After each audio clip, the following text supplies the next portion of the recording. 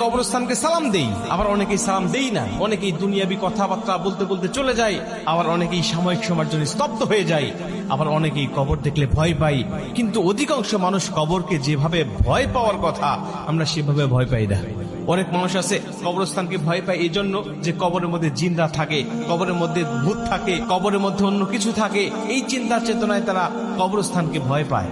কিন্তু ভয় পাওয়া উচিত এটা মনে করে যে এই কবরস্থানে আমার ভাই আছে, এই কবরস্থানে আমার দাদা আছে, এই কবরস্থানে আমার অনেক আত্মীয় স্বজন ঘুমিয়ে আছে, যারা আমাদের সাথে উঠা বসা করতো, আমাদের সাথে চলাচল করতো।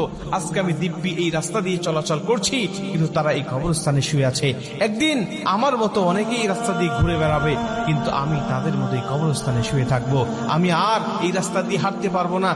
এই ভয়, এই চিন্তা আর টেন্ডেন্সি ভিতরে যদি নিয়ে আসতে পারেন তবে আপনি সফল ব্যক্তি। কারণ নবীজি সাল্লাল্লাহু আলাইহি ওয়াসাল্লাম বলেন, তোমরা কবরস্থানকে বেশি বেশি জিয়ারত করো। কেন? ওখানে গেলে তোমাদের কবরের কথা স্মরণ হবে। তোমার মনে হবে যে এই কবরস্থানে যারা ঘুমিয়ে আছে, এই কবরস্থানে যারা শুয়ে আছে, তাদের দলভুক্ত অচিরেই আমি হব।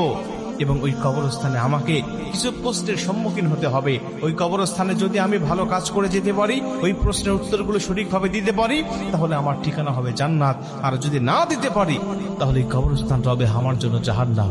এই চিন্তা, এই ভয়টা যদি নিয়ে আসতে পারেন, তাহলেই আপনি সফল ব্যক্তি। কবরস্থানে গেলে আপনাকে প্রশ্ন করা হবে।